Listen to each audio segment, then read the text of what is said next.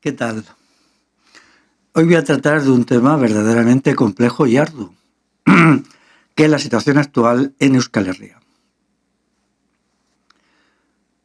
Yo de siempre he sentido un entusiasmo enorme por el pueblo vasco, por su historia, por su presente, por sus luchas.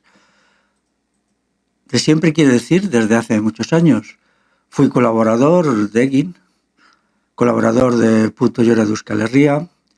Entre uno y otro pues llegué a publicar varias docenas de artículos y también en otras revistas, en otras publicaciones.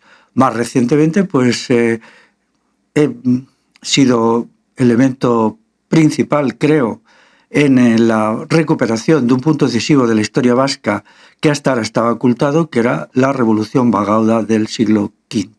La Revolución Bagauda vascona, que jamás se citaba de una manera absurda e irrelevante, quitándole la importancia decisiva y fundamental, pues de ella, de su expansión por toda Europa, surge los aspectos positivos de Europa a partir de entonces, incluso de lo positivo que tienen los pueblos europeos del oeste de Europa, me refiero, en la situación actual. Así pues, la Revolución Bagauda como fenómeno no solamente vasco-vascón, no solamente de la península ibérica, sino también de toda Europa y a partir de ella de todo el mundo, ha sido interpretado de una manera que yo considero acertada, sobre todo por mí.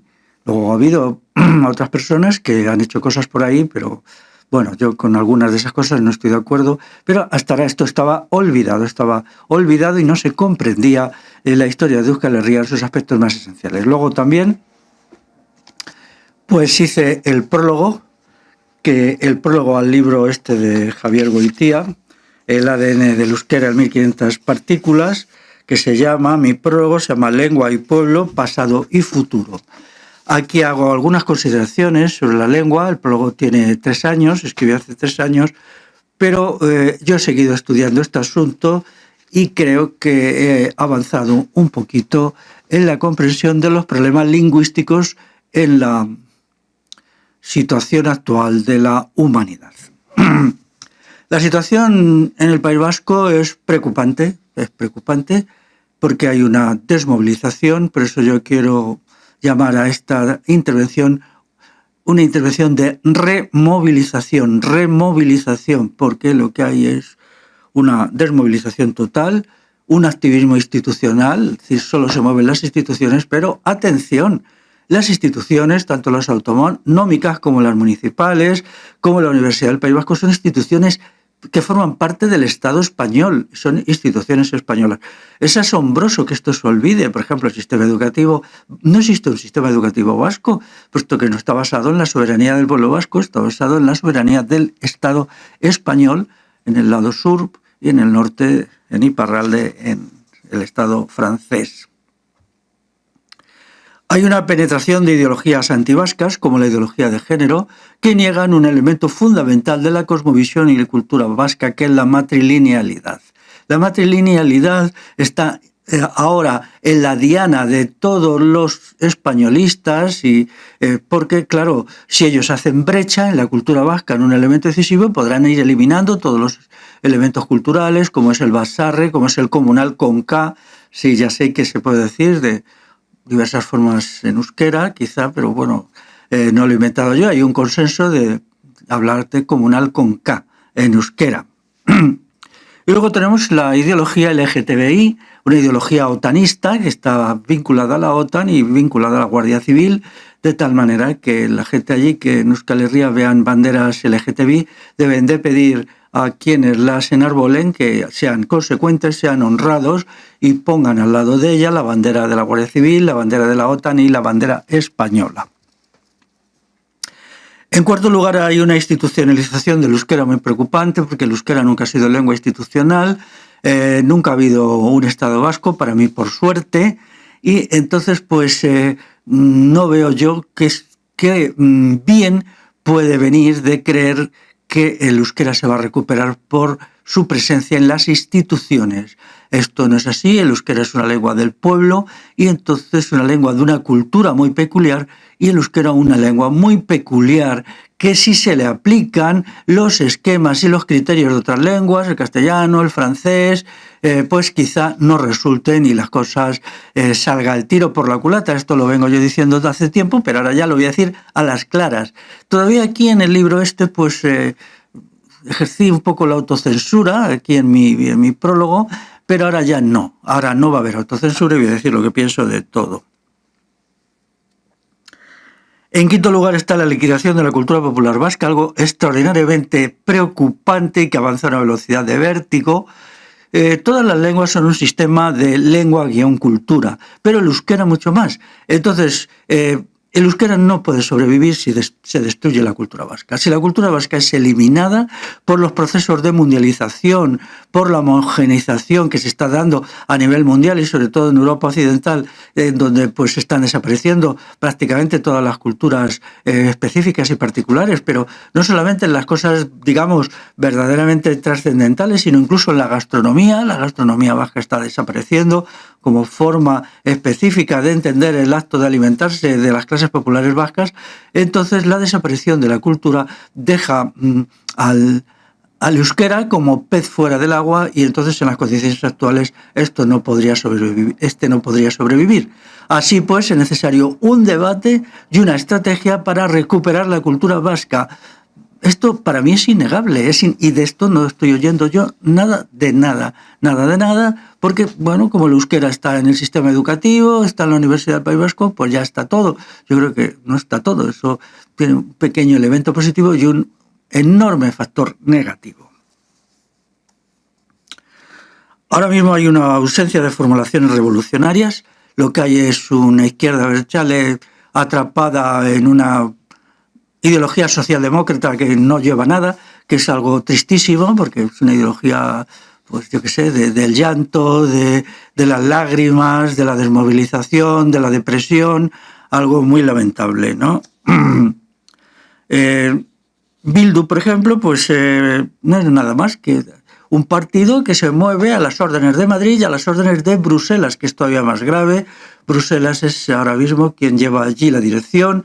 A través del PNV la llevó mucho tiempo. No olvidéis que el PNV es de la Internacional Demócrata Cristiana y la fuerza mandante en la Unión Europea ha sido Alemania a partir del Partido Demócrata Cristiano que encabezó hasta hace muy poquito Angela Merkel.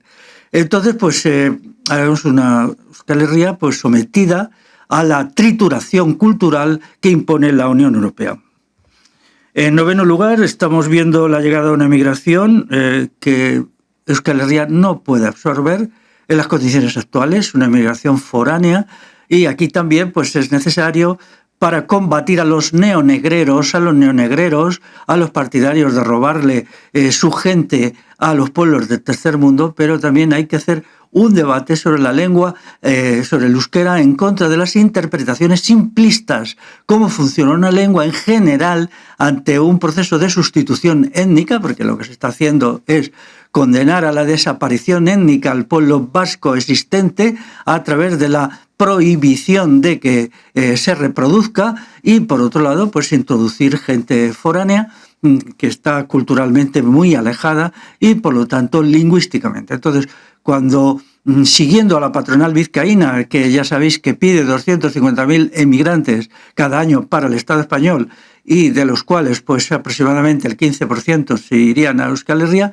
entonces pues haciéndose eco de esto, pues la izquierda abertzale defiende los presupuestos de la patronal vizcaína sobre la emigración y toda la política neonegrera y neorracista, porque ¿qué peor racismo hay que destruir a un pueblo? La destrucción étnica de un pueblo es la peor forma de racismo, ¿o no? Luego diría yo que hay una pérdida del sentido de lo propio de la juventud vasca, porque está siendo educada, más bien manipulada, en criterios cosmopolitas. Criterios cosmopolitas, el cosmopolitismo siempre ha sido la ideología de algún imperialismo, da igual que sea, ¿no? Todos somos ciudadanos del mundo, pero todos somos también ciudadanos de alguna parte específica donde tenemos nuestras raíces, de donde proceden nuestros genes, y esa ese lugar para los vascos es Euskal Herria. Entonces eso significa que el cosmopolitismo está fuera de lugar. Sin embargo, allí pues parece ser que teniendo unas nociones más o menos generales de euskera, que en algunos casos se reducen a un manejo bastante deficiente del batúa, pues ya con eso está cumplido, cuando la recuperación cultural y la vivencia de la cultura vasca, la vivencia no se trata solo de encerrarla en museos, se trata de reactualizarla y vivirla para el siglo XXI, no es algo que ocupe a la juventud vasca a partir de la muy funesta función de la Universidad del País Vasco, que lo que se reduce sobre todo es a introducir las modas y los productos culturales, pseudoculturales y pseudoteóricos del imperialismo yanqui, sobre todo los creados en los ambientes del Partido Demócrata, que es el más agresivo y más militarista. Entonces, esos productos que se elaboran en universidades yanquis, que son verdadera basura intelectual, no tienen ningún valor, pero entonces la Universidad Vasca a veces traduce al euskera y los lanza a la sociedad vasca con efectos destructores para la cultura vasca, para el complejo lengua-cultura vasca, es decir, para el euskera. Luego, como punto número 11, tenemos la catástrofe demográfica ahí, una catástrofe demográfica que es el momento 1 del genocidio vasco, del momento de la sustitución étnica. Es decir, bueno, pues se ha hecho a muchos pueblos, ¿no? Muchos pueblos en la historia, pues bueno, se les ha metido una gran cantidad de población foránea y si luego se les prohíbe reproducirse a partir de la ideología de género, a partir de los esquemas LGTBI, a partir de otras muchas cuestiones, pues entonces eso desaparece. Entonces desaparece una etnia. Existen las etnias, claro, o no existen las etnias. Porque entonces ya, con todos los que vienen aquí todo el día vociferando de racismo, o sea, los que vociferan de racismo son los peores racistas, son los exterminacionistas, son los genocidas, son los neonegreros, son los voceros de la patronal vizcaína, ¿no? O sea, porque estos señoritos de la patronal vizcaína quieran sobreexplotar a los inmigrantes, tienen que desaparecer el pueblo vasco. Ese es el argumentario, un argumentario terrible, entiendo, ¿no?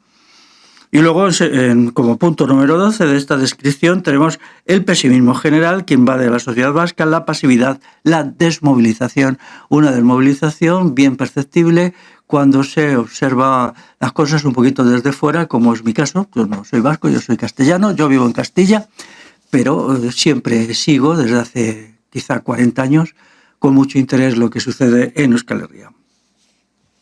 Y quiero decir una cosa, no quiero ponerme dramático, pero sí quiero decir la verdad con la mano en el corazón, que es, el futuro es problemático. Si continúa la desmovilización y el consumo de productos basuras de la Universidad del País Vasco y de la politiquilla de la izquierda abertzale, entonces veo un futuro oscuro para el pueblo vasco. Y mi criterio es que el pueblo vasco no puede desaparecer porque es decisivo para los pueblos de la península ibérica y para los pueblos de Europa, porque sus aportaciones han sido fundamentales. La revolución en la Alta Edad Media, que ha sido lo que ha creado lo positivo de la Europa todavía existente, de lo poquito que todavía queda, lo demás ha sido destruido por las élites mandantes constituidas como estados, pues surge, tiene su primer chispazo, su primer fogonazo en la Revolución Bagauda, en la guerra, en la lucha armada, en el levantamiento popular que tiene lugar entre el año 441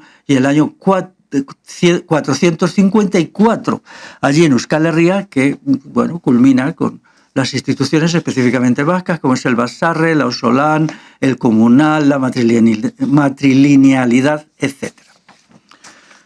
Bueno, pues entonces tenemos que hacer un cierto recorrido histórico, ¿no? Empezar en los años 50-60, que es cuando hay ya superado el proceso de la guerra que lleva adelante el franquismo contra los vascos y también contra el resto de los pueblos peninsulares, claro. Pues entonces, ¿qué sucede?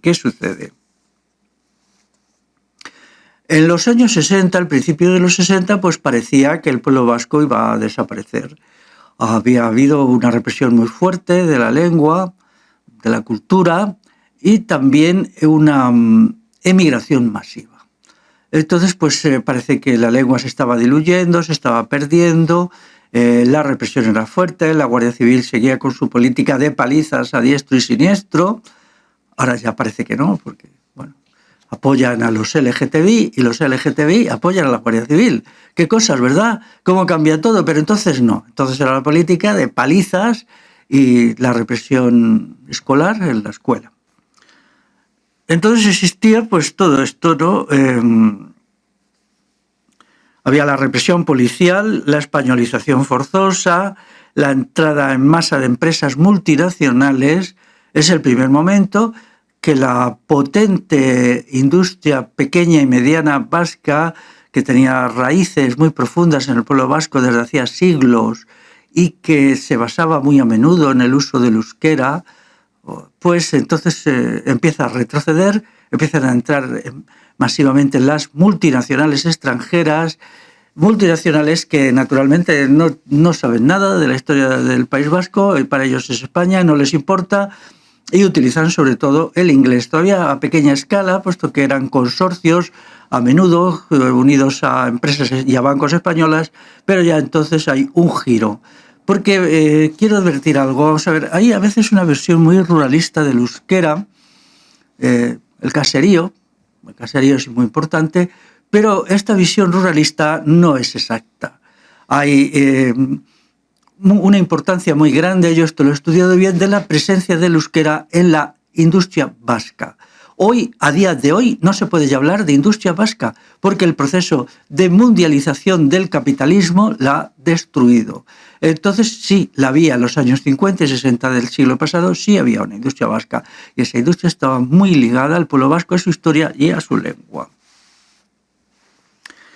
Tuvo también lugar un traslado poblacional masivo promovido por el franquismo según el principio del etnocidio, es decir, el etnocidio muy a menudo se hace pues trasladando masas de población a un territorio en el cual vive una etnia a la que se quiere eliminar o por lo menos diluir.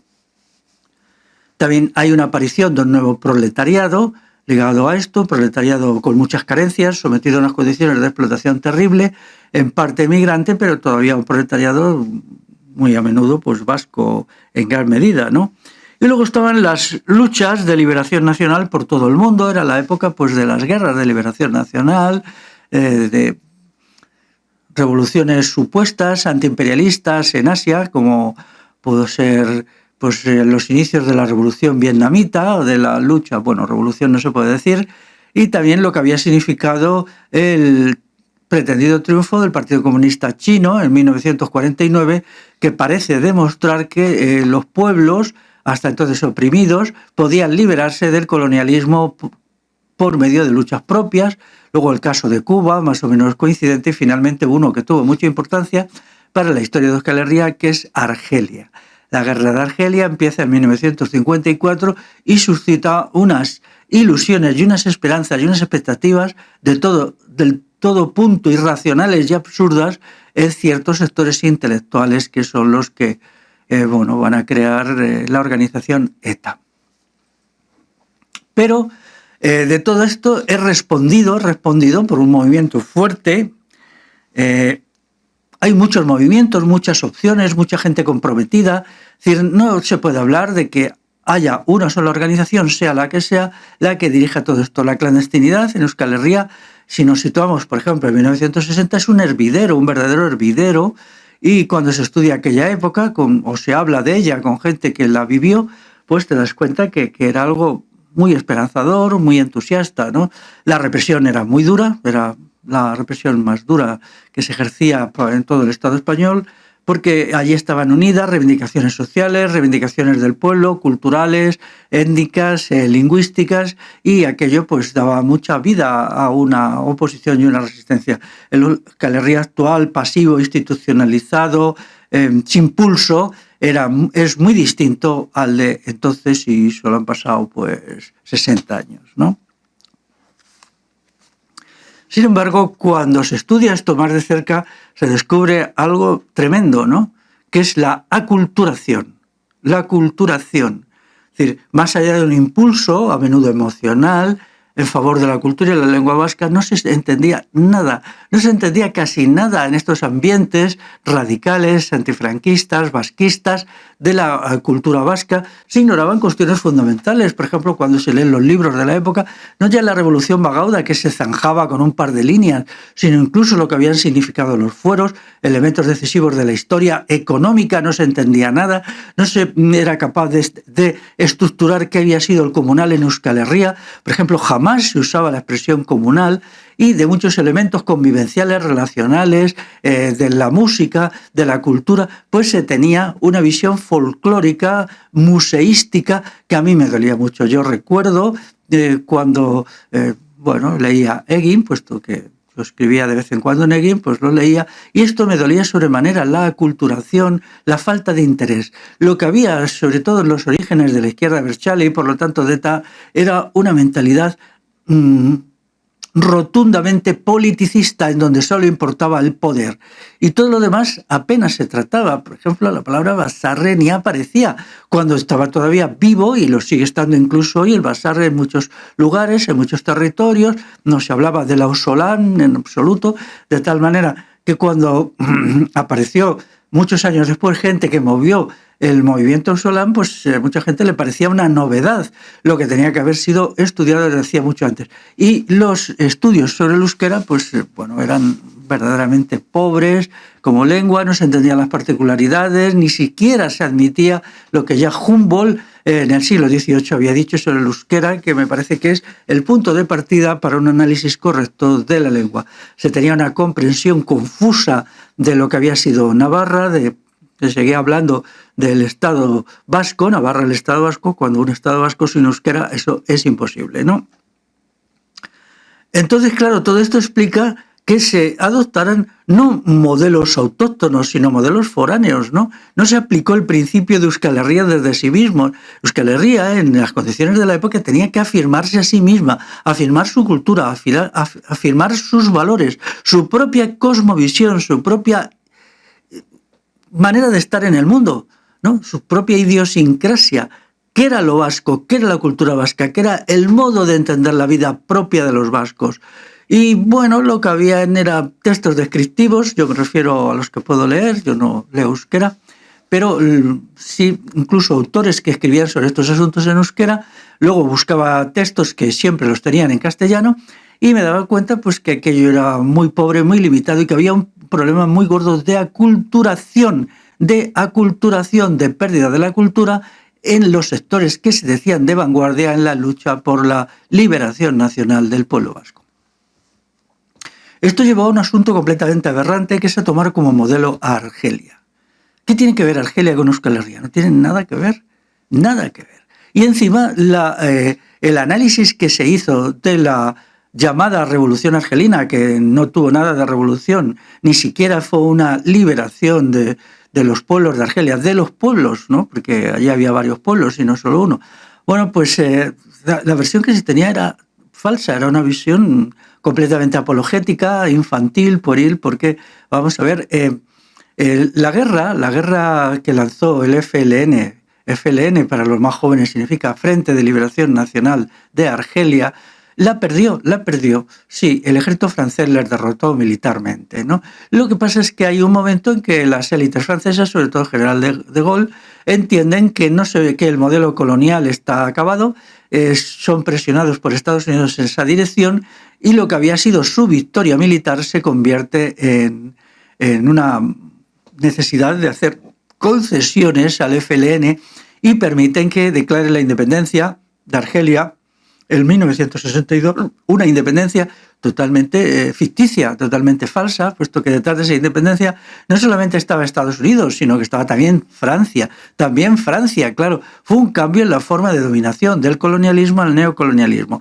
Pero esto en la época ni ahora tampoco, todo esto se ha quedado ahí como cosas ininteligibles, como cosas... Era todo una efervescencia de lo emocional, de lo visceral, que está muy bien porque somos seres emocionales, pero tiene que haber un elemento racional. Así pues, cuando dentro de todos los movimientos de supuesta liberación nacional, que no eran tales, no han sido tales, solo han sido movimientos que habían promovido el paso del colonialismo al neocolonialismo, entonces en sus orígenes ETA elige Argelia, algo asombroso, y de ahí va a venir el proyecto de que era posible una serie de acciones armadas que forzaran al Estado español y se supone que en un segundo momento al Estado francés a hacer algunas concesiones de naturaleza política. Tengo que decir que todo esto era totalmente descabellado, ¿no? Totalmente, y aunque ahora lo explicaré un poquito más, era una estrategia descabellada que no tenía ningún fundamento, pues dentro de mis limitadas posibilidades, puesto que no se aceptaba criticar esto o disentir, pues yo en Egin escribí algunos textos poniendo en duda, con un lenguaje muy crítico, todo lo que se llamaba la estrategia de la lucha armada, que creía que estaba basada en una serie de errores descomunales y de desencuentros decisivos. Pero el primero de todo era creer que en lo que existían eran pueblos oprimidos. Esto no es así, existen pueblos con una cultura, con una manera de ser específica. Entonces la cultura vasca es tan diferente de la de Argelia que no había comparación. Y la situación de Euskal Herria, e incluso en el mapa, era tan distinta que todo lo que era una copia mimética por la aculturación que había padecido estas élites intelectuales, pues no se tenía, ¿no? Entonces, ¿cuál es el problema de fondo? La aculturación. Nosotros ahora vivimos un fenómeno que es la mundialización, pero ya ha empezado hace mucho. La mundialización significa la homogenización de los pueblos. O sea, los pueblos se homogenizan, pierden su cultura, pierden su idiosincrasia, sus peculiaridades, su sistema de ser, su personalidad, y pierden su lengua. Ahora estamos en una hecatombe de las lenguas, de las 6.200 lenguas que dicen que hay, que, bueno, la había hace 10 años, ¿no?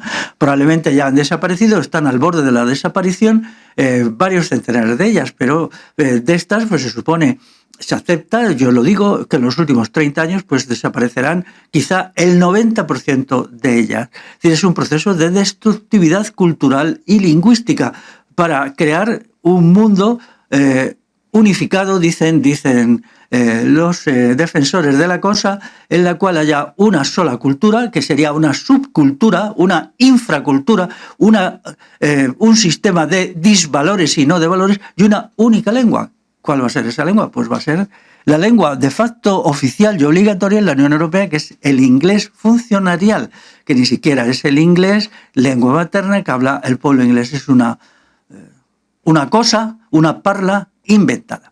Entonces esta aculturación llevó a la izquierda abertzale, lo que entonces era la izquierda abertzale, a la absorción de modelos foráneos, al desprecio por la cultura y la historia de Euskal Herria. Por ejemplo, no sabían nada de la historia económica, salvo detalles. De vez en cuando había algún artículo en Punto y Hora de Euskal Herria de la época que decía algo, en otras revistas de economía, algo que era prácticamente nada y que luego no tenía ninguna significación a la hora de establecer la estrategia y el programa, que es lo que cuenta.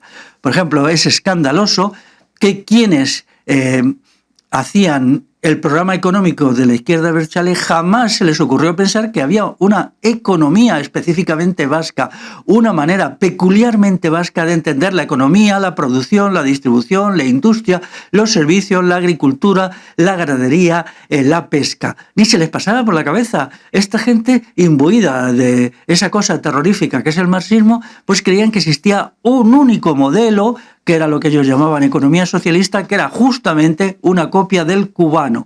Cuando ellos se dieron cuenta que no se podía defender lo de Argelia, porque había habido un levantamiento, no uno, 2 o 3 levantamientos populares enormes contra el FLN en el poder, es decir, contra los que habían supuestamente ganado la guerra en 1962, pues en los años 80, es decir, 25 años después, hay levantamientos populares masivos que hacen que el gobierno del FLN argelino saque a sus tropas a la calle, mate oficialmente a más o menos 500 personas, siempre mataban a 500 personas, pero bueno, la cifra real podía ser 10 veces superior o incluso 20 veces superior. Entonces el modelo argelino pues ya no se podía mantener, entonces se decidió que tenía que ser el modelo cubano. Entonces este modelo cubano era un modelo cosmopolita que negaba lo esencial de la historia vasca y del presente vasco en el terreno de la economía. No se sabía nada de lo que había y lo único que se pretendía era un proceso de estatización de la economía en donde, ¿dónde quedaba lo vasco? ¿Dónde quedaba, por ejemplo, la manera propia y específica de entender el acto del trabajo como trabajo libre y soberano y no como trabajo asalariado, que es el ausolán? El ausolán tiene toda una filosofía, toda una cosmovisión detrás que hay que extraer. ¿Qué pasaba con el comunal? Insisto, comunal con K.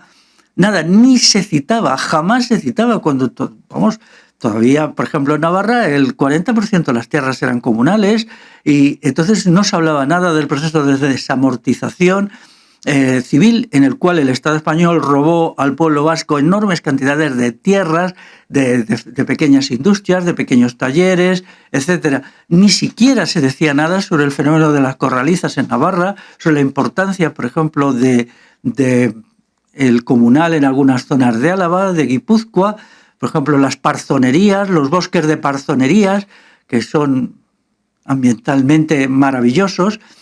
Bueno, todo esto se había quedado perdido. Es decir, que la izquierda abertzale lo que tenía una visión politicista que consistía en que ellos tenían que tomar el poder. Y la cultura vasca se quedaba ahí perdida, con un modelo cosmopolita que no era un modelo vasco, era un modelo de importación que no ha funcionado en ninguna parte además, ¿no? Pero bueno, mucho menos en Euskal Herria. Entonces, claro, igual sucedía con la matrilinealidad. Resulta que la matrilinealidad, que está perfectamente documentado y hay muchos libros, algún día me pondré yo con esto para hacer frente a sangre y fuego a la gente que quiere negar la matrilinealidad. Yo me voy a batir una y otra vez, pero yendo al fondo, no defendiendo la matrilinealidad, sino atacando a quienes atacan a la matrilinealidad y demostrando por qué lo hacen, como unos lacayos del imperialismo yanqui, del proceso mundializador, destrucción, etnicida, destructivo de los pueblos. Entonces estas cuestiones ni se citaban. Había algún autor por aquí que inmediatamente se le daba de lado, o alguna autora por allá, pero nada. Entonces la interpretación incluso del euskera era muy pobre, no se entendía lo del sistema lengua-cultura, y no se entendía las particularidades del euskera. Por ejemplo, nadie quería explicar por qué el supuesto Estado vasco de Navarra nunca había usado el euskera como lengua de Estado, jamás. ¿No? Te contaban que no sé qué reina había escrito una carta en euskera en no sé qué siglo. No se trata de eso, no se trata de la vida privada de las damas y damiselas, se trata de saber si algún documento normativo, sea político, sea jurídico, sea administrativo, sea legal, del Estado navarro, creado en el tránsito de los siglos X a XI, venía en euskera. Ni uno solo. Entonces la pregunta tremenda, que sigue siendo tremenda, ¿por qué el Estado de Navarra dio de lado al euskera?, seguía pendiente de responder. Y esto nos lleva a la comprensión, a mi entender, muy rápida de qué es el euskera. Entonces, consignas como Euskal Herria desde sí misma, no desde Argelia, no desde Cuba, no desde universalismos funestos como es el marxismo o como es la socialdemocracia o como es la democracia cristiana del PNV, desde sí misma, de lo que es ella, desde su cultura y desde sus valores, aquello no aparecía. Yo recuerdo que a veces, lo tengo que decir, leía con verdadero dolor el Leggin y otras muchas publicaciones de la época porque captaba su aculturación, pero bueno, lo intuía más que nada. Yo entonces no tenía argumentos, escribía lo que podía, lo que me admitían. De vez en cuando, pues la gente de Egin no me admitía algún artículo, me ponía pegas, que era una forma, bueno, de censura. Yo me callaba y mandaba a otros y así vamos, ¿no? Entonces, esta situación tenía que ser llegar a los efectos a que ha llegado. Es decir, no se puede liberar a un pueblo cuando lo que es ese pueblo no se tiene en cuenta lo que es. Solo se le tiene en cuenta como masa de maniobra, en parte como carne de cañón, que es lo que se pensó, que bueno, una élite culta que creía que podía conseguir grandes parcelas de poder o todo el poder en Euskal Herria, que es la que luego va a actuar, sobre todo a partir de la izquierda abertzale, siguiendo el modelo FLN argelino, es decir, argelinos son también unos intelectuales que en un momento dado comprenden que ellos se pueden convertir en poder, tener todo el poder para sí en una coyuntura histórica muy peculiar, y entonces lo intentan y les sale bien la jugada. Pero en el País Vasco eso no era posible porque, entre otras cosas, el País Vasco estaba en Europa y Europa es distinta de Argelia. ¿O no? Yo creo que sí, ¿no?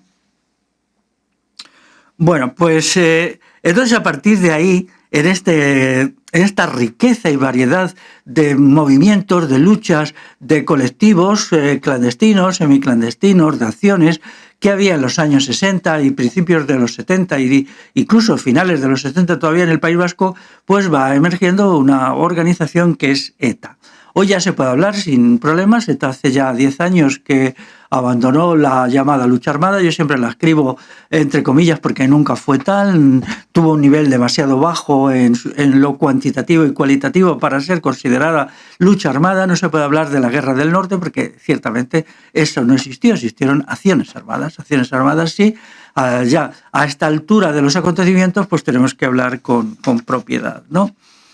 Entonces se veía venir el final del franquismo. El final del franquismo pues era una cuestión cantada y que el franquismo sería sustituido por una forma de parlamentarismo debido a que la incorporación a la Unión Europea exigía la homogeneización política de todos los países miembros y por lo tanto de España. Pero esto la verdad es que no significaba nada apoyable porque Francia era un régimen parlamentarista y Iparralde está sometida a las mismas condiciones, son incluso peores de aculturación y desvasquización que Ugalde.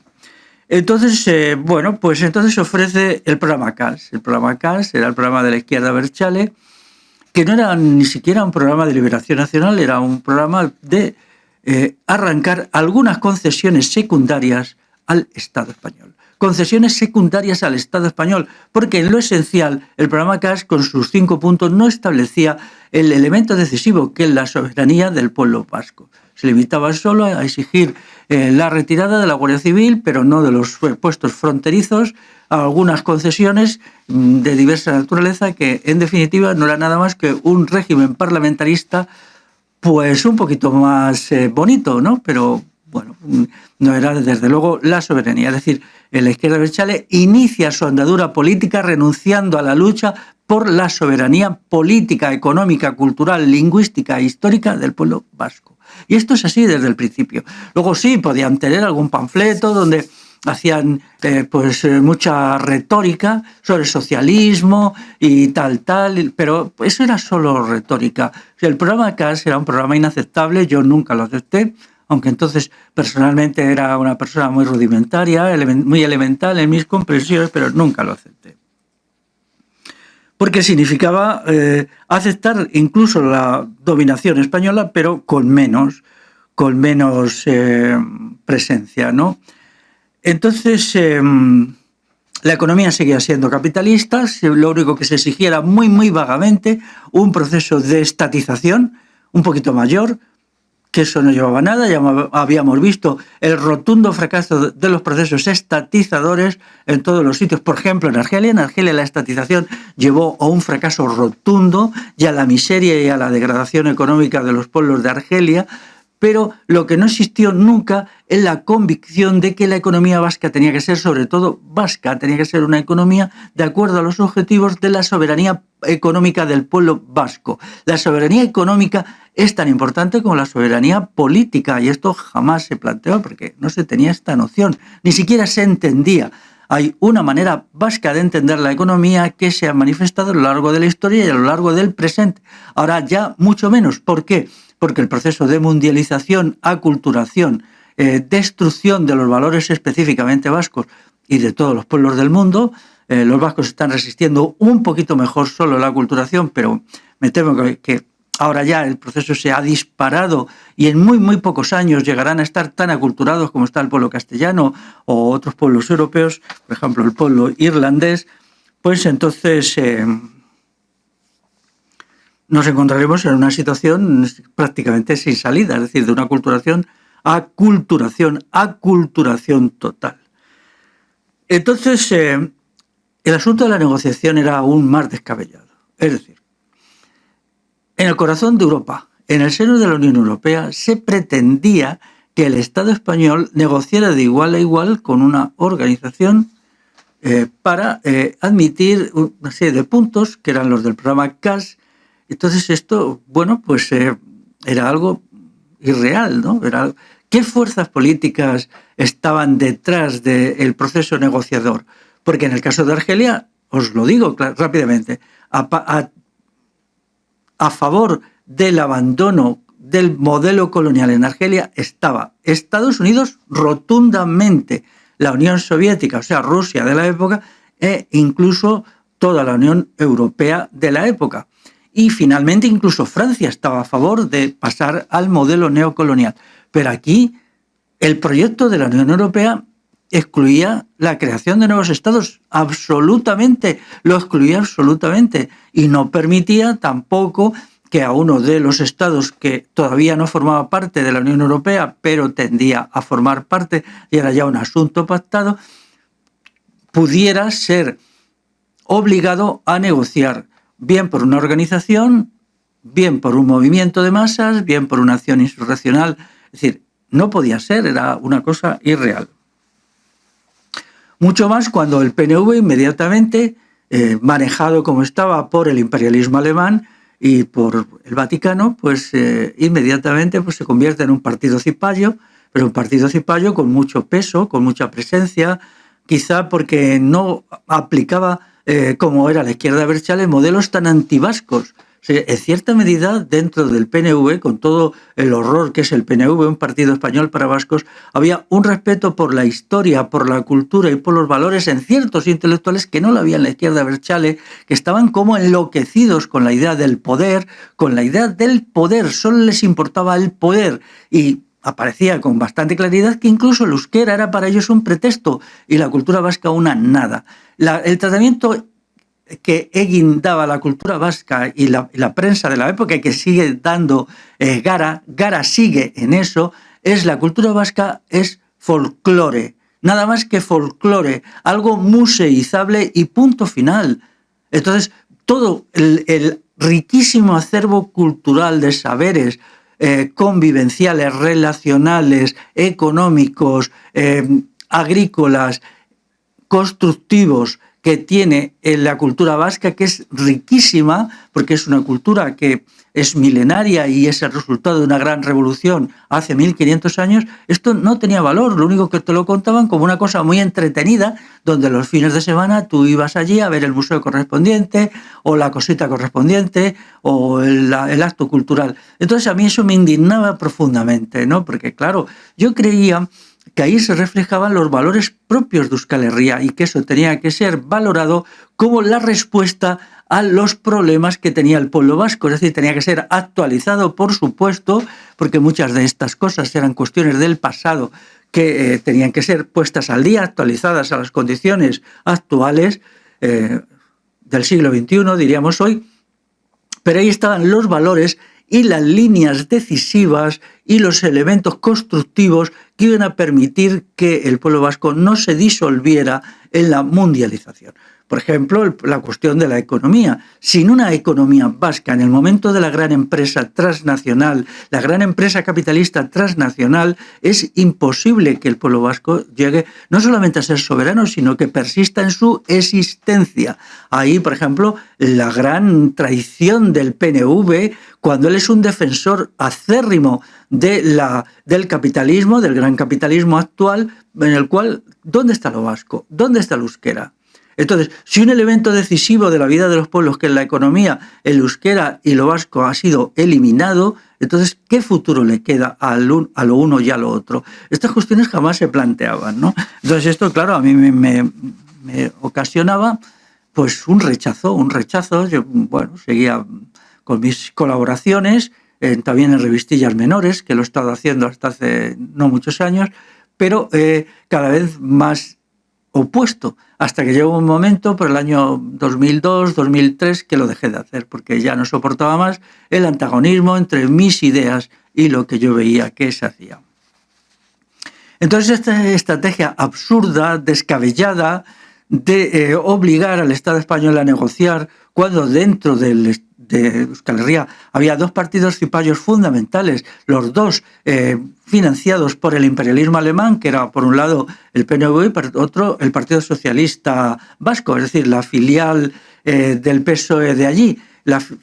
Solo hay que ver, después del franquismo, los primeros congresos del PSOE, donde estaba incluido el Partido Socialista Vasco, que estaban financiados directamente por la socialdemocracia alemana. Y los jefazos de la socialdemocracia alemana venían aquí a impartir las consignas y a dar las órdenes correspondientes. Por ejemplo, una de ellas es la desindustrialización completa del territorio, de muchos territorios del Estado español, y la desindustrialización fuerte de Euskal Herria, por ejemplo, de Bilbao.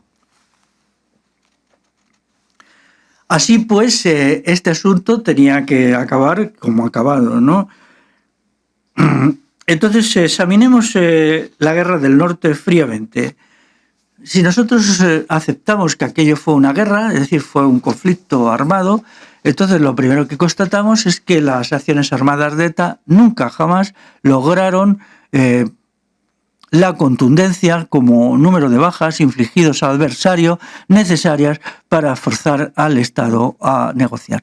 No lograron, y eso ni muchísimo menos, es decir, se quedaron en prácticamente nada. Podía ser muy impresionante, por ejemplo, las explosiones, los disparos de los fusiles automáticos, pero eso desde el punto de vista político era nada, porque era necesario muchísimo más para forzar a un Estado que estaba apoyado por toda la Unión Europea a negociar. Eso era imposible, es decir, detrás de eso estaba Alemania, por razones de dominio sobre Europa Occidental, y Francia por razones obvias, ¿no? Francia estaba también por razones obvias, ¿no? Incluso Inglaterra, entonces, metida en el conflicto de Irlanda, pues tampoco podía apoyar todo eso, es decir, no había ninguna fuerza que la apoyara. Entonces, hay un momento de un máximo de acciones armadas que va más o menos desde 1977 a 1982. Pero incluso en este momento, pues tampoco el número de bajas ni el número de acciones correspondía a nada que fuera significativo políticamente. Esta cuestión debía ser examinada por los estrategas de la acción armada, ¿no? Pero no fue así. Y ya cuando ya las cosas alcanzaron un nivel de irracionalidad total es con la entrada del Reino de España en la Unión Europea en 1986. Es decir, la Unión Europea estaba apoyando al Estado español hasta tal punto que él admitía como socio de pleno derecho. A partir de ahí no había nada que hacer, ya las cosas se habían constituido de un modo que era necesario replantearse la estrategia. ¿En qué sentido? Pues yo en algunos de mis artículos, con un lenguaje críptico y ambiguo, lo decía. Es necesario poner el acento en la acción política, pero no institucional, porque aquí la acción política se cree que consiste en convertirse en asalariado del Estado español. Si uno crea un partido, un movimiento, y se presenta a las elecciones y luego cobra, quien paga manda. Si se cobra del Estado español, se sirve al Estado español, ni más ni menos. Tiene que ser un movimiento, una acción política que esté al margen de las instituciones de las vascas, porque no hay ahora instituciones vascas ni navarras, son instituciones españolas. Entonces aquí era muy curioso, era por un lado unas acciones armadas irrelevantes desde el punto de vista político, un movimiento de masas muy potente en el cual se derrochaba entusiasmo, valor, alegría, capacidad movilizadora, era todo aquello muy bonito, muy impresionante a veces, pero que no alcanzaba el rango de acción transformadora suficiente. También porque no había un proyecto de liberación del pueblo vasco, ni tampoco un proyecto revolucionario. El proyecto era puramente socialdemócrata, los textos el programa de Herri Batasuna en la época era pura socialdemocracia, no se diferenciaba en gran cosa, salvo en algunas palabritas aisladas del Partido Socialista de Euskadi, ¿no? Hay que tener en cuenta que en todo ese periodo la izquierda abertzale nunca consiguió pasar del 20% de los votos, e incluso una parte de sus votantes pues veían completamente descabellado las acciones armadas, ¿no? Entonces había mucha más movilización. Llegó un momento que todo se polarizó en ETA. Yo recuerdo una conversación muy interesante con una persona que conocía muy bien el movimiento vasco, que los movimientos populares que tuve en Bilbao hace ya 20 y tantos años, me explicaba cómo ETA había ido boicoteando, saboteando muchísimos movimientos populares, huelgas, grupos de acción, grupos colectivos, gente por aquí y por allá, porque todo tenía que ser bajo su hegemonía y a sus órdenes. Y entonces pues todo esto era rechazado, era negado, y todo esto había hecho un daño muy grande, de tal manera que en el enfrentamiento entre ETA y el Estado español, pues cada vez más, además, con esta política de tierra quemada respecto a lo que allí había, porque o estabas con ellos o te tenías que disolver, pues entonces esto también tuvo un efecto, que ETA llegó a sentirse pues ya sola, o sea, lo que era este hervidero de acciones, pues... Y me explicaba lo negativo que había sido la acción de ETA para la lucha política, la lucha en la calle, lucha de masas, lucha cultural del pueblo vasco, ¿no? Sobre todo porque de Izquierda Abertzale solo se dedicaba a las instituciones, están las instituciones cobrando, ¿no? Luego sucedieron varias cuestiones, como es la aparición de los GAL. Los GAL son creados por el PSOE y la Guardia Civil, eso está muy claro, ¿no? La Guardia Civil y el PSOE. El PSOE y el jefe de los GAL pues es Felipe González. Creo que esto ya lo sabe hasta los gatos, ¿no? Pero detrás de esto hay una cuestión muy importante, que es la brutalidad de la socialdemocracia y la disponibilidad del Estado español a hacer las matanzas que hicieran falta para mantener su presencia allí en el País Vasco. Es decir, aunque los GAL solo llegaron a, solo digo entre comillas, claro, a matar a, no llegó a 30 personas, 28, 29, pero es una advertencia, decir, bueno, pues si tal como están las cosas, si seguís insistiendo, pues nosotros vamos a tomar medidas mucho más fuertes, ¿no? Y esto pues fue escuchado, este mensaje, que era el mensaje, aunque hay un momento en que los GAL dejan de actuar porque no podía admitirse eso dentro del buenismo más o menos hipócrita y repugnante de la Unión Europea, pues dejan de actuar y entonces se hace una investigación y se coge a 2 sayones, a 2 pistoleros cualquiera, y se le encarga de responder por todo lo que habían hecho los GAL, cuando los GAL eran mucho más que estos 2 sujetos, ¿no? Luego aparece la Ertzaintza. La Ertzaintza no es una policía vasca, o sí es. Yo recuerdo cuando, por ejemplo, yo me incorporé a la lucha contra el tren de alta velocidad en el País Vasco, ¿no? Y cuando la Ertzaintza venía a darnos leña y a detener a gente y a tirar a algunos por terraplenes y a partir en la cabeza y estas cosas tan bonitas que saben hacer las policías en todas partes del mundo, pues se gritaba aquello de cipayos, ¿no? Y cómo les molestaba, ¿eh? Yo recuerdo alguna vez que gritarles cipayos originaba, bueno, ataques de rabia en los ertzainas y nos partían la cara así como diera lugar, ¿no? Entonces, no es más que una policía española con nombre vasco que se suma a los muchos cuerpos represivos que el Estado español se ha ido constituyendo pues en los últimos 70 años, ¿no? Desde la creación de los guardias de asalto en la Segunda República hasta ahora, sin olvidar la Guardia Civil, que es creada en el siglo XIX. Luego está el PNV. ¿Qué se puede decir del PNV? El PNV es un partido español para vascos. Es, bueno, pues la gente que se siente vasca, pues vota español, votando al PNV, que bueno, es un partido vacío, profundamente corrupto, profundamente reaccionario y luego pues de una doblez inmensa, porque por un lado se sigue llamando demócrata cristiano y por otro lado pues apoya todo el potaje horrible, fascista, de la ideología de género, de lo LGTBI, de todas estas cosas, ¿no? No sé por qué el PNV no es honrado y entonces nos explica todo esto, ¿no? Pues no lo hace, porque es una ambigüedad calculada, lleva ya muchos años, está institucionalizado al 100% y no necesita dar explicaciones de nada, ¿no? Cuando, por ejemplo, apoya la ley de violencia de género, bueno, también la apoya la Iglesia Católica, la apoya todo el mundo, ¿no? Pero parecería que tendría que dar algunas explicaciones de cómo encaja esa ley, que es la de la marginación de los hombres y la persecución de los hombres, con ciertos presupuestos de su humanistas, entre comillas, ¿no? Una ley que no respeta la presunción de inocencia y que entonces trata al hombre como un delincuente, con todo lo que es los fundamentos del derecho europeo, que son negados por una ley de naturaleza fascista como es la ley de violencia de género. Bueno, pues luego estaban las drogas y el alcohol. Yo tuve que escribir un artículo en Egin de indignación porque el propio periódico había aceptado una serie de artículos en donde se ponía por las nubes el emborracharse, las borracheras.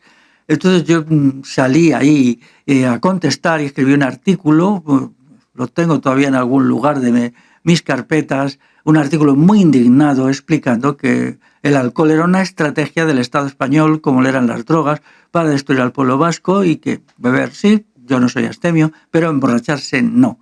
Y curiosamente me lo publicó, le agradezco a quien tomara esa decisión porque, bueno, pues me sintió reconfortante, pero el fenómeno de la alcoholización fue terrible y luego vinieron las drogas.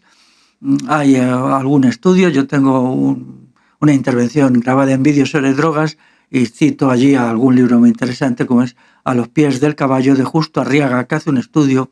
A mi entender le falta profundizar, se va más por lo empírico, por los datos, le falta profundizar en la causa de eso, la aculturación.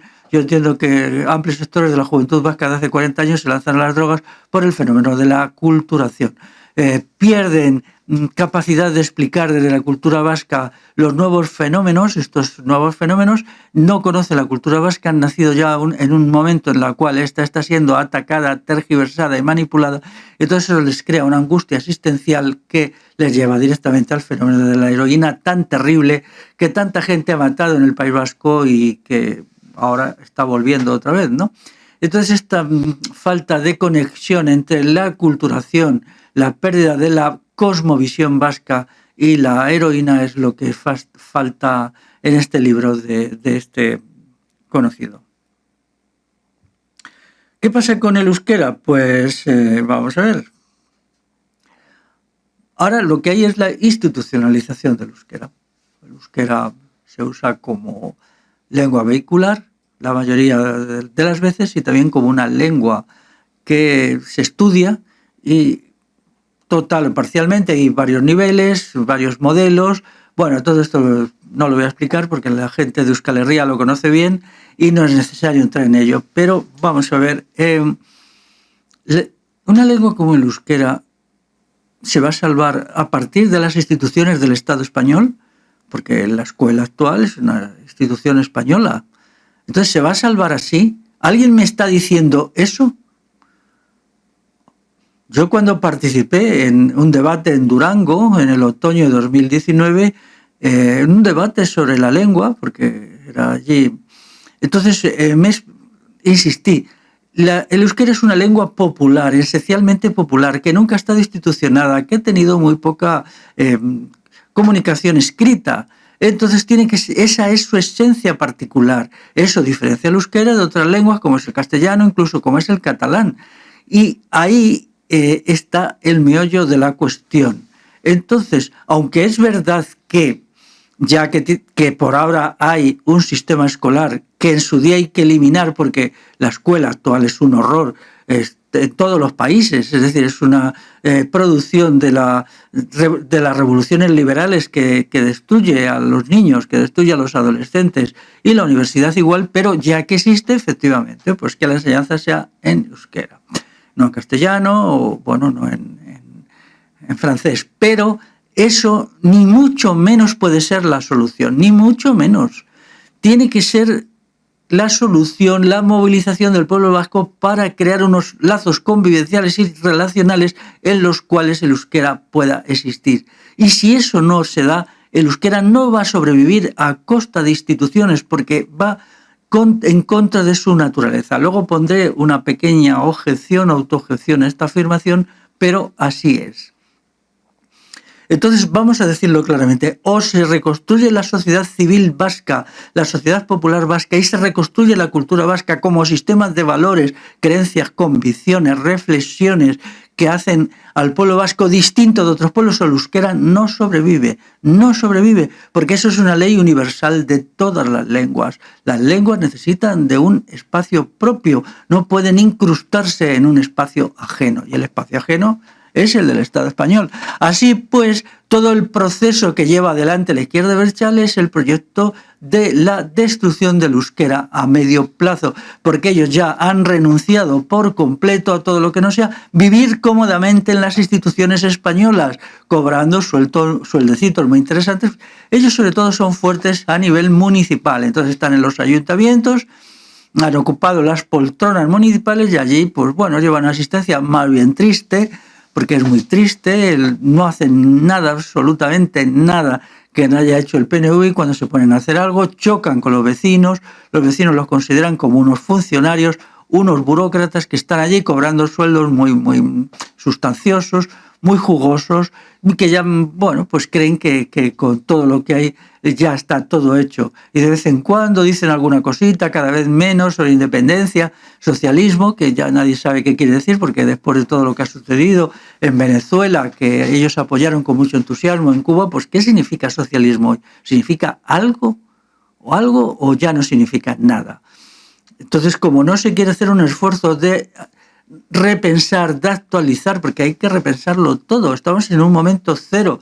El proceso que se inicia en los años 60, pues ya se ha acabado. Es decir, con los acontecimientos de la institucionalización completa de la izquierda abertzale en los últimos 20 años, pues se ha acabado todo ese ciclo. Es un ciclo de la historia de Euskal Herria que hay que darlo por acabado y hay que empezar otro nuevo. Y ese nuevo tiene que empezar por algo tan sorprendente como la definición qué es lo vasco, qué es la cultura vasca, qué es los valores vascos, qué es la política vasca, qué es la economía vasca. Y a partir de ahí hay que definir lo que es el euskera. El euskera, cómo y en qué marco puede sobrevivir y en qué marco no puede sobrevivir. Y es así. Ahora Euskal Herria está desmovilizada, obviamente, pero puede movilizarse, digo yo, ¿no? Por eso yo quiero hablar de removilización, ¿no? Por ejemplo, vamos a decirlo ya claramente, ¿no? ¿Por qué el Reino de Navarra no admite el euskera como lengua de Estado? No me vengáis con historias de que alguien la escribió o no sé qué. Lengua de Estado. ¿Por qué no lo admite? Tampoco digáis el pretexto de que es que en Europa entonces todo se escribía en latín. Bueno, eso no es verdad. Vamos a ver, las 7 partidas, que es un texto jurídico de Alfonso X, se escribe ya en castellano hacia el año 1270, más o menos en la misma época que se escribe el Foro General de Navarra, que se escribe ni siquiera en latín, en una cosa que ellos llaman romance navarro-aragonés. Bueno, pues será. No, mis conocimientos sobre la lengua son modestos y se le dicen bien, pero lo que está claro es que no es ni euskera ni latín. Y ya la Chancillería de la Corona de Aragón escribe textos de Estado en catalán a finales del siglo XIII y no incluso a principios del siglo XIV. Todos los países, todos los estados europeos usan las lenguas vernáculas ya de forma masiva en el siglo XV. Todos. En el siglo XV, por ejemplo, ya la inmensa mayoría de la legislación, por no decir toda ella castellana, está en castellano y que el latín queda como la lengua eclesiástica. ¿Por qué? Pues sencillamente porque el Estado de Navarra no usa el euskera, que era la lengua probablemente del 90% de la población, incluido de una parte importante de los que se constituyen como Estado de las élites, sencillamente porque no era una lengua apta, porque era una lengua popular, porque era una lengua que no podía usarse para las operaciones propias de un Estado. Es decir, hay una visión muy propia en el siglo X, a finales del siglo X, de lo que es el euskera, que hoy, vamos, ya lo dice Humboldt lo dice en su famoso estudio, dice que es una lengua que no admite relaciones jerárquicas y relaciones verticales porque lo esencial suyo es la horizontalidad. Creo que cito aquí la cita textual y otros estudiosos posteriores, Humboldt lo dijo ya sabéis, a principios del siglo XIX, ¿no? Pero otros dicen lo mismo y esta característica es lo que hizo que cuando emerge el Estado de Navarra, que nunca fue Estado vasco, entonces dice el euskera fuera. Entonces ahora mismo se intenta hacer una transformación extraña del euskera y convertirlo en lengua institucional. Claro, pero ¿eso es el euskera o es otra cosa, no? ¿El euskera popular? ¿Es el euskera popular? Yo creo que no, que es otro euskera, un euskera que se ha ido construyendo de una manera inquietante, ¿no? Así pues, ya no es el pueblo vasco el que salva el euskera, el que desarrolla el euskera, el que lo actualiza, el que lo convierte en lengua convivencial, relacional del siglo XXI, sino que es las instituciones educativas españolas, sobre todo la Universidad del País Vasco. Impresionante, ¿eh? Impresionante hasta dónde puede llegar el españolismo, la pérdida de las referencias vascas y la renuncia a los procesos de liberación. Impresionante.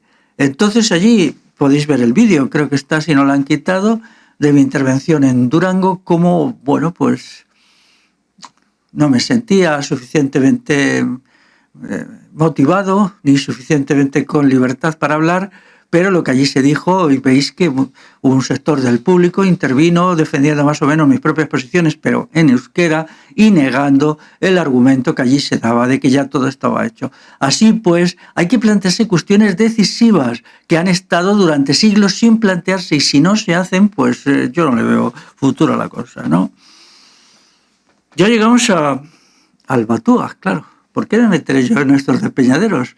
Lo del Batúa es tremendo, ¿no? Pero vamos a ver, en primer lugar, un grupo de lingüistas, por muy famosos que sean, tiene legitimidad para introducir una variante sustancial en el euskera, en los dialectos del euskera, porque el Batúa no surge de una consulta al pueblo, no surge de un decir, bien, ¿qué hacemos con la supuesta fragmentación del euskera, que se ha exagerado muchísimo?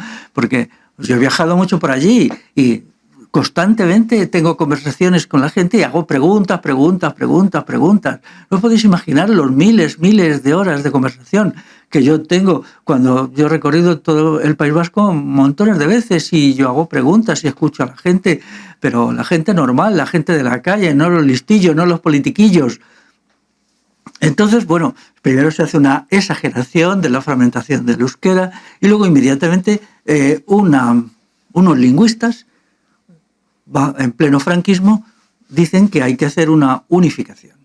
Entonces, bueno, ¿esto qué legitimidad tiene? Esto tendría que haberse hecho por una consulta, de algún modo, teniendo en cuenta que lo comprendo, las condiciones de la época, pero no puede ser, esto no puede ser, esto tiene un fallo de origen, tiene una falta de legitimidad de origen, porque no se permitió las voces discrepantes, que eran muchas, que eran muchísimas, con este cambio que hizo que a amplios sectores de las clases populares euskaldunes, pues la cuestión del Batúa, pues le resultase extraño, incómodo y a veces incluso pues causa de su propia marginación, ¿no? Estos lingüistas hacen que el pueblo no intervenga y ellos van a lo suyo, ¿no? Entonces es curioso que si atamos cabos, quienes llevan adelante todo el proceso del Batúa son gente que tienen unas esperanzas puestas muy grandes en un cambio político decisivo que a ellos les permitiera tener grandes parcelas de poder y grandes parcelas de dominio cultural, ¿no? Porque se dijo, bueno, si queremos tener una televisión en euskera tiene que ser en Batúa, ¿no? Pero vamos a ver, ¿por qué hay que tener una televisión en euskera, ¿no? La televisión es un instrumento de adoctrinamiento, entonces el Batúa se concibe como un instrumento de adoctrinamiento mediático, adoctrinamiento escolar, es decir, ya se está pergeñando, pensando en una sociedad que va a funcionar de arriba a abajo, donde se van a lanzar unas consignas, unas ideas que van a ir de arriba a abajo, cuando a mí me parece que las características históricas ya incluso actuales del pueblo vasco exigen lo contrario. El pueblo vasco tiene la suficiente riqueza cultural para que el proceso funcione de abajo a arriba. Tenía que ser de abajo a arriba y esto incluía los dialectos del euskera. Entonces, esto hacía necesario que continuaran los modos y modas de cada comarca, incluso de cada pueblo, que en las condiciones nuevas de mayor comunicación, tanto por carretera como de mayor comunicación a través de los nuevos medios, teléfono y tal, pues de forma natural el euskera se hubiera ido, adquiriendo unos caracteres unificados sin dejar de ser particular en cada zona. Porque las particularidades del euskera responden a una sociedad descentralizada, una sociedad comarcal y local que es la única democrática. La democracia directa exige lo comarcal y lo local. Y sin embargo el Batúa se promovió a partir de una centralización. Las centralizaciones son necesarias, pero hay que hacerlas de tal manera que lo local no sufra, porque el centro del poder a todos los niveles, económico, político y cultural, tiene que ser el municipio, lo municipal, y junto con ello lo comarcal. Entonces estas cuestiones se saltaron por encima, se exageraron ciertos elementos de las diferencias lingüísticas y se lanzó. Entonces, pues es una lengua también para el aparato educativo, para el aparato administrativo. El Batúa está pensado en el adoctrinamiento, en la educación y en la búsqueda de un sistema en donde un supuesto Estado vasco le iba a decir a la gente lo que tenía que pensar. Entonces, a partir de aquí, pues claro, hay un sentimiento de alejamiento, ¿no? Porque mirad, las lenguas ninguna lengua se recupera desde la escuela, sino desde la vida, desde la vida. Las lenguas las hacen los pueblos. Por supuesto, el euskera lo ha hecho el pueblo, pero incluso el castellano lo hace el pueblo castellano. ¿Quién lo hace? ¿Alguna autoridad? ¿Alguna norma? Si entonces no había Castilla, como dice el poema de Fernán González, un pequeño rincón de 4 gatos. Y entonces, pues allí se crea el castellano. Se crea el castellano en un proceso muy complejo, del que lo ignoramos casi todo, pero lo crea el pueblo. Entonces, las lenguas no pueden ser entregadas ni a los lingüistas, ni a los sabiondos, ni a los estados, porque los estados lo único que tienen es voluntad de poder. Las lenguas para ellos son instrumentales, porque el Estado navarro actuó de esa manera con el euskera, pero ahora estamos viendo el Estado alemán, el Estado más potente de Europa, el Estado alemán en su expansión, porque los países europeos son países vasallos de Alemania. ¿Está difundiendo el alemán? No lo está difundiendo. No, porque eso pondría en evidencia su imperialismo. Él quiere un dominio económico y político y está usando otra lengua distinta, el inglés neolengua, el inglés funcionarial, de tal manera que dentro de las lenguas europeas en peligro, el alemán está en peligro. Fijaos qué paradoja, y no vamos a hablar del irlandés, que es mandado a hacer puñetas por el Estado irlandés, que decide usar el inglés y convertir el gaélico en una lengua semi-muerta, o si queréis agonizante. Actualmente es agonizante y eso lo ha hecho el Estado irlandés. Igual realmente un Estado vasco, ¿qué haría con la lengua vasca? Desentenderse de ella, porque el Estado responde a la razón de Estado y a la voluntad de poder, nada más. La razón de Estado es fuerza, es poder económico, y las lenguas son instrumentales, y pueden citarse muchísimos más casos a lo largo de la historia. Las lenguas solo son lenguas con futuro cuando es el pueblo, pero un pueblo aculturado no encuentra razones para defender su lengua, mucho más en el momento actual, en donde la expansión del inglés es meteórica. La expansión del inglés va a destruir todas las lenguas, el castellano también, el alemán también, y el euskera. ¿Va a sobrevivir el euskera a la expansión del inglés a partir de la gran empresa transnacional capitalista? Por lo tanto, si queremos salvar el euskera, tenemos que destruir la gran empresa transnacional capitalista con una economía a la que llamaremos economía comunal con K. Tenemos que bucear en la esencia económica del pueblo vasco y recuperar lo que hay ahí de valioso, que es muchísimo. Las líneas directivas valen todas para crear una economía nueva, no capitalista y anticapitalista. Entonces, si nosotros observamos, ahora mismo el fenómeno del inglés es tremebundo, ¿no? El inglés es la lengua de facto del Estado de la Unión Europea, porque la Unión Europea es un estado de estados, pero es un estado que es estado de estados. En cuanto que se constituya el ejército europeo de 2,5 millones de soldados y soldadas, irán también mujeres, pues será en inglés, como todo, porque todo Estado que es un sistema de poder unificado exige una lengua única. Antes del proceso de la mundialización, el Estado español exigía una lengua, que era el castellano. Entonces ahora todas las instituciones de la Unión Europea están imponiendo, de hecho, una lengua, y luego sí se hace el teatrillo, este teatrillo hipócrita de dejar que la gente hable en las 70 lenguas, pero eso no tiene ninguna importancia, mucho más cuando ya se entre en la fase operativa, que va a ser bastante pronto, ¿no? Pero luego tenemos también que el inglés es la lengua de la economía. La economía hoy maneja el inglés, de la tecnología. Es también el inglés la lengua de Internet.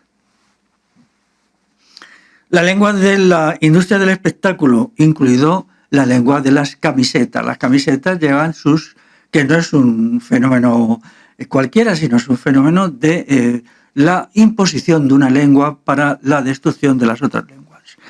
Entonces, así las cosas, veo que allí, pues, la posición frente a la Unión Europea en el País Vasco, pues no se dice nada, ¿no? Como se cobra de fondos europeos, pues parece ser que muy poca gente se atreve a protestar, salvo en declaraciones solemnes hipócritas, ¿no? La lucha contra la Unión Europea tiene que ser diaria, contra el proyecto de Unión Europea, los Estados Unidos de Europa, Europa con una lengua única, con un ejército único, toda esta cuestión. Y entonces esto requiere un rearme cultural que está sin hacer y que se puede hacer, ¿no? En Madrid, por ejemplo, la educación ya es bilingüe, la mayoría de los colegios ya es bilingüe castellano-inglés. ¿Cómo será el proceso de sustitución lingüística? Pues le voy a decir, pasaremos del castellano-inglés en 4 o 5 años al inglés-castellano. Luego ya el castellano quedará como lengua secundaria y el inglés será como lengua central. Y dentro de aproximadamente 15 años el castellano será una lengua marginal que estará en periodo de liquidación. Esto es así, estudiar el sistema de la enseñanza bilingüe. Si esto nos referimos al castellano, que tiene unos 500 millones de usuarios, bueno, todo esto es muy teórico, ¿no? Pero la situación actual es de tal manera que lo que pase en un momento no significa que tenga mucha continuidad y mucha estabilidad. Es decir, en un momento la situación puede estar aquí y 5 años después puede estar aquí. Entonces, ahora mismo estamos a punto, respecto a la lengua castellana, de iniciarse la huida de la gente desde el castellano al inglés. Como ya se ha producido el estancamiento en el desarrollo del castellano. Esto ya tiene 10, 15 años, ya el castellano no se desarrolla como lengua, es una lengua, digamos, estéril, una lengua que no tiene producción de elementos lingüísticos nuevos. Esto ya hace mucho, ya lo he dicho yo en alguno de mis textos, ¿no? Lo que he dicho antes de la gran empresa transnacional, miremos a la economía. ¿Qué está pasando en economía? Una empresa que opera en 20, 50, 70 países necesita una lengua única. Una lengua única para operar. Un banco que tiene sucursales y en 80 países necesita una lengua única para manejarse, ¿no? Luego, entonces, ¿qué lengua va a ser esa? ¿Qué lengua va a ser? Entonces, estas cuestiones deberían ser reflexionadas en una reflexión que tiene que hacerse allí entre los vascos, que no se está haciendo, porque no se está haciendo, porque todo es mirar al pasado y mirar, pero al pasado inmediato, y llorar y lamentarse de que hemos sido vencidos y tal. O sea que, bueno. Pero respecto al euskera, incluso hay una teoría falsa, que es considerarla un sistema neutro de comunicación. Ninguna lengua es un sistema neutro de comunicación. Ninguna.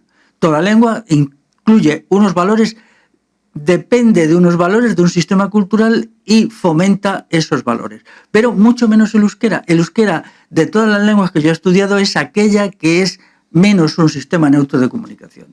¿Por qué se está presentando, por ejemplo, por la Universidad del País Vasco de esta manera el euskera? Porque es la forma ideal de destruirlo, porque como sistema neutro de comunicación no puede competir con el inglés. Si nosotros cogemos el euskera como sistema neutro de comunicación y el inglés gana todas las lenguas, pero las gana masivamente, ¿no? Entonces, la manera de presentarlo como una lengua desprovista de valores, desprovista de un contexto cultural, de un marco cultural, de una historia cultural y de un presente cultural, es la destrucción del euskera. Lo diré claramente. El euskera ha surgido de una sociedad donde el basarre era decisivo. Entonces, cuando no se estudia el basarre y no se tiene el basarre como elemento referencial, el euskera está fuera de sitio culturalmente, está fuera de sitio, igual con el ausolán, igual con la matrilinealidad, igual con el comunal. Hay un comunal específicamente vasco que se manejaba en euskera. Entonces, por eso yo digo que hay que volver a considerar el sistema de lengua-cultura. Pero hay otra gente que dice que basta con saber euskera porque el euskera mismo te transmite unos valores. Esto es una verdad parcial muy peligrosa si se exagera, porque el euskera transmite unos valores y absorbe unos valores de la cultura en que se desarrolla y a la que vehiculiza. Entonces esta idea de que el euskera transmite valores pero no absorbe valores no es verdad. Si no hay cultura vasca, el euskera se empobrece axiológicamente, deja de tener su propia cosmovisión porque es un sistema bidireccional, transmite y recibe. Entonces, ¿esto a qué nos lleva? A una reconstrucción de la cultura vasca como marco imprescindible, digo imprescindible, para que el euskera pueda tener futuro. Él y cualquier lengua, pero más el euskera. ¿Qué se dice en los estudios lingüísticos actuales? Cero, nada de esto.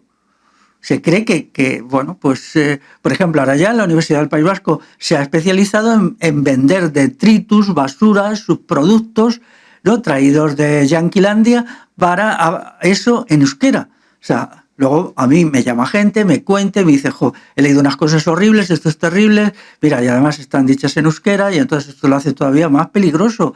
Bueno, esto era previsible, yo ya lo había pensado hace 15 años, que tal como estaban las cosas, pues se utilizaría el euskera contra el pueblo vasco. Y esto es así. También se utilizó, por ejemplo, el Código de las 7 partidas de Alfonso X, que antes he citado, es usar el castellano contra el pueblo castellano, y pasó en el siglo XIII, o sea que tampoco es nada nuevo.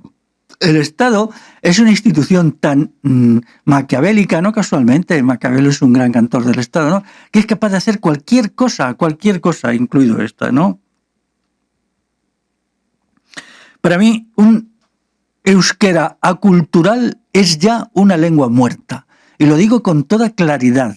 Y lo digo con la claridad que me da sentir un cariño tan profundo por el pueblo vasco y por la cultura vasca. Y que hay ahora sino un euskera aculturado.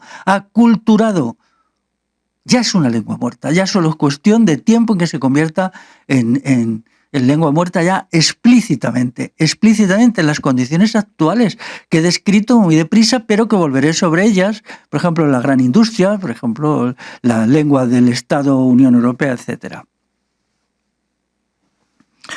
Muy bien, pues entonces ya me toca acudir a lo que sería un programa de acción. Quiere decir que yo hice un texto que podéis encontrar en mi página web, felixrodrigomora.org. Lo hice en castellano, que se llamaba Propuesta Personal de Estrategia y Plan de Acción para Euskal Herria, que luego pues allí fue traducido con el título Proposamen Personala Euskal Herrirako Estrategiat eta Egintza Planat. Estos dos, tanto la versión en castellano como la versión en euskera, están en mi página y allí los podéis consultar. Entonces, ¿cuál sería el programa de acción? Un programa de acción ahora. Este programa está surgido del texto que yo hice, un texto con deficiencias, pero bueno, es lo que daba yo de sí hace 3 años o 2 años. Ahora ya pues he avanzado un poquito más, procuro avanzar continuamente y mejorarme día a día. En primer lugar, hay que hacer un balance de la historia de Euskal Herria desde 1970 hasta hoy. 50 años, positivo, negativo. Sin ese balance no se puede salir adelante, porque es en ese balance donde encontraremos los elementos de la sociedad vasca actual. Por ejemplo, lo del Batúa, ¿cómo se hizo lo del Batúa? Ya sé que esto me va a costar un linchamiento porque el Batúa no puede ser puesto en duda. Bueno, pues yo lo pongo en duda. No lo pongo en duda exactamente, sino que digo que todo el asunto relacionado con el euskera tiene que convertirse en un debate público, porque eso nos llevaría al debate sobre el euskera, que es absolutamente necesario. En segundo lugar, tiene que haber una afirmación de la cultura vasca, de los valores, de la axiología, de la idea del mundo. Sin esto no se puede hacer nada. ¿Qué significa el sistema de valores vascos? La concepción del mundo y de la vida propia de los vascos, el modo de ser propio de los vascos. Y esto en cada cuestión particular, en economía, en política, en todo, tiene que haber todo. Una reconstrucción de lo vasco que hoy día está siendo cuestionada, bueno, no cuestionada, está siendo destruida. Todos los pueblos están siendo destruidos. Hoy vivimos una hecatombe de todas las culturas, todos los pueblos. Esto significa que Euskal Herria tiene que ser desde sí misma, porque si no, ¿qué es lo vasco hoy? ¿Qué es ser vasco hoy? Esta cuestión no recibe respuesta y ni siquiera se plantea, que es lo más inquietante. El punto tercero tiene que ser afirmar programáticamente las metas de soberanía popular y autogobierno, no solamente político, sino económico, cultural, histórico y lingüístico por lo menos. También tiene que plantearse la cuestión de la matrilinealidad en un combate a muerte contra quienes la niegan. Tiene que haber una soberanía económica, una soberanía política, a través de instituciones actualizadas como el Comunal y el Auzolan. La cuestión de la Unión Europea tiene que plantearse ya a través de la destrucción de la Europa de los Estados para construir una Europa de los pueblos, una Europa homogeneizada en los componentes básicos de la cultura occidental, pero diferenciada claramente en lo lingüístico y en lo cultural, pueblo por pueblo, para que sea variada, plural, desmontando el mito de la igualdad. Para que haya liberación de los pueblos tiene que haber desigualdad, porque solo ahí cada pueblo puede ser el mismo, ¿no? Porque si todos somos iguales, entonces ¿en qué se diferencian los pueblos, no? Igual que en qué se diferencian las personas. El mito de la igualdad es un mito fascista, es un mito totalitario inventado para destruir a las personas y destruir a los pueblos. Aquí entraría la negación o la imposición del inglés. El punto quinto es afirmar que el euskera es tarea del pueblo vasco, no del aparato educativo español, no de la universidad española que se llama del País Vasco, no de los medios de comunicación españoles que operan en Euskal Herria. Es una tarea del pueblo vasco, como ha sido siempre. Y hay que aceptar el sistema de lengua-cultura y no el sistema de lengua neutra de comunicación. La teoría de la lengua neutra de comunicación, que es la que se difunde, tiene que ser rechazada, porque eso significa el final de todas las lenguas, todas. En sexto lugar, es el pueblo y no las instituciones. Estar en las instituciones es negativo. Ya hemos visto que solo sirve estar en las instituciones para que éstas corrompan a la gente que inicialmente va con buena voluntad, con ánimo de hacer cosas, se mete en las instituciones se lo tragan. Las instituciones españolas se los tragan. Quien está en las instituciones es un agente del Estado español y un agente de la Unión Europea. Entonces, para mantenerse a sí mismo como persona combatiente, como persona entregada, hay que estar fuera de las instituciones. No valen los partidos políticos, hay que estar fuera. Ahí vemos el patético caso de EH Bildu, que no es nada más que un partido español para vascos, el segundo partido español para vascos después del PNV. Tiene que haber, en séptimo lugar, un programa vasco de revolución social que signifique el final del capitalismo, y el capitalismo es completamente destructivo para todos los valores culturales. Ya no existe el pequeño y mediano capitalismo, pero hay que crearlo, pero eso significa destruir la gran empresa transnacional, expulsarla del País Vasco y expropiar, por supuesto, sin indemnización, sus bienes. Hay que volver a crear una economía vasca. Y luego, en octavo lugar, está el programa demográfico. El programa demográfico es pavoroso y allí, vamos, las propuestas de la patronal vizcaína, que son las del Estado español, porque el Estado español cada 2 por 3 pide 300.000 inmigrantes y la patronal vizcaína pide 250.000, la diferencia es muy pequeña, ¿no? Entonces, los neonegreros son agentes de la destrucción étnica de Euskal Herria, son enemigos de Euskal Herria. Hay que denunciar a los neonegreros, a los que creen que la importación masiva de gente robándosela a sus países, un pretexto tan pintoresco como que es que tienen que venir porque aquí no nace nadie y hay que pagar las pensiones. Pero bueno, ¿esto qué es? Entonces, ¿ellos qué son? ¿Esclavos? ¿Los inmigrantes a los que los traéis para que nos paguen las pensiones? ¿Y quién les van a pagar las pensiones a la gente que deja en sus tierras? Y hay que volver a crear una demografía vasca muy potente que no se puede hacer mientras la ideología de género impida y prohíba a las mujeres vascas ser madres. Entonces, estas cuestiones, pues se ha creado un cerco de destrucción global, de etnicidio. Lo que estamos es delante de un etnicidio hecho horror de los horrores con argumentos antirracistas, entre comillas. Entonces este etnicidio tiene que ser reventado. Muy bien, estos 8 puntos son elementales. Mi exposición ha sido larga, lo siento, pero hacía muchos años que tenía que decir una cosa así, quizá 35 años, y ya le he dicho, iré desarrollando cuestiones de estas, espero que sirva de algo, y si no sirve, pues bueno, pues no sirve, a mí me ha servido. Yo creo que lo que importa es la lucha y no la victoria, y ahora estoy desarrollando mi criterio de que la lucha es la forma principal de victoria. Pero yo creo que sí, que van a servir, que alguna gente se va a hacer eco, que he dicho cosas de sentido común, que son el resultado de miles y miles de horas de conversación con la gente de allí, con la gente del País Vasco, con gente muy enraizada en la sociedad vasca, que me enseñan cómo es por dentro la sociedad vasca y no solo cómo es por arriba, cómo es por las instituciones, cómo es por la gente importante, que escribe libros, que son politiquillos, que viajan mucho a Madrid, que viajan mucho a Bruselas. Toda esta gente no me interesa lo más mínimo, a mí me interesa el pueblo vasco al que admiro y quiero profundamente. Pues nada más, hasta luego, amigos y amigas.